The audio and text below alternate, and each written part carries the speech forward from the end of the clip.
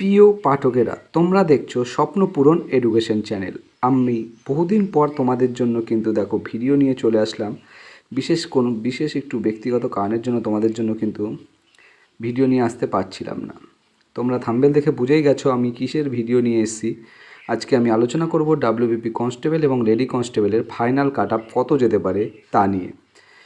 তোমরা কিন্তু অনেকে অনেক চ্যানেলে ইউটিউবে দেখেছো কাট আপ এত যাবে, কাট আপ এত বাড়বে, এরকম তোমরা অনেক কিছু শুনেছো, অনেক কিছু জেনেছো। তোমরা দেখে নাও, এখানে আমি যেটা বলবো সমস্ত কিন্তু বিস্তারিতভাবে বলবো এবং সব দিক বিবেচনা করেই বলবো যে কত যেতে পারে কাট আপ। তাই আর দেরি না করে চলে যাই কাট আপ কত যেতে পারে।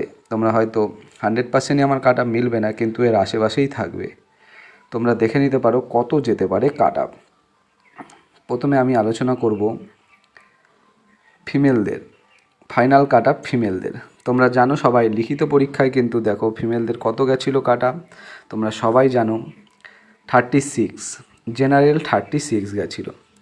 এবার অনেকে বলতে পারে এখানে 20 বাড়বে, 21 বাড়বে, 22 বাড়বে, 10 বাড়বে, কিন্তু দেখো না, টোটাল ফিমেল ক্যান্ডিডেট কত পরীক্ষা দিয়েছে সেটা আগে জানতে হবে। টোটাল ফিমেল ক্যান্ডিডেট মাঠ পাস করে ইন্টারভিউ দিয়েছে, আমি যদি ধরে নিই 4200-র কাছাকাছি। 4200-র কাছাকাছি কিন্তু ফিমেল ক্যান্ডিডেটরা যারা ইন্টারভিউ দিয়েছে, এটা যদি আমি ধরে এগোই তাহলে কিন্তু দেখো তোমাদের কাট আপ কত যেতে পারে। জেনারেল 36 গেছিলো, 36-এর সঙ্গে +10 করে দাও, 46। জেনারেল 46 যাদের নাম্বার আছে তোমরা নিশ্চিন্তে থাকতে পারো, ফিমেল ক্যান্ডিডেটরা তোমাদের চাকরি কনফার্ম হচ্ছেই। এবং এসসি যারা আছো তাদের সঙ্গেও 10 যোগ করে দাও, এখানে কিন্তু তোমাদের 36.25 হয়, আমি 37ই ধরলাম, এখানে 37ই ধরে নিলাম। পুরো 37 যাদের আছে তারা কিন্তু চাকরি পাচ্ছই। এবং এসটিরা কিন্তু প্রচুর পরিমাণে মাঠে পাস করেছে এবং এদের কিন্তু কাট আপ আমি ধরলাম 11+। এই 11+ ধরলে এদেরও তুমি ধরে রাখতে পারো 38.25 হয়ে যাচ্ছে, 38.25। এসটি ক্যান্ডিডেটদের 11 ধরলে 38.25 যাদের নাম্বার আছে তারা কিন্তু কনফার্ম চাকরি পাবেই। এবং যাদের কাট আপ দেখো মেয়েদের, যাদের 24.75 গেছিলো তাদের সঙ্গে আরও 10 যোগ করে দাও, মানে তারা 35ই ধরে নিলাম আমি, 35। এখানেও তোমরা 10 যোগ করে নাও, তাদের কিন্তু তুমি ধরতে 37। এবং ইডাব্লিউএস এদের কিন্তু কাট আপ একটু বাড়বে, এদের 13+ ধরে নাও, 25 যাদের আছে ফিমেল ক্যান্ডিডেট তারা কিন্তু পরীক্ষায় একদম নিশ্চিন্তে থাকো, তোমাদের ফাইনাল কাট আপের পর দেখবে নাম আসছে। এবং এবার আমরা চলে যাব ছেলেদের কাট আপটা নিয়ে, যেটা নিয়ে অনেকেই চিন্তায় রয়েছে। এই ছেলেদের কাট আপ কত যেতে পারে। ছেলেদের দেখো টোটাল মাঠ পাস করেছে, কিন্তু আমি যদি ধরে নিই টোটাল মাঠ পাস করেছে প্রায় 16,000-এর কাছাকাছি, 16,000-এর কাছাকাছি।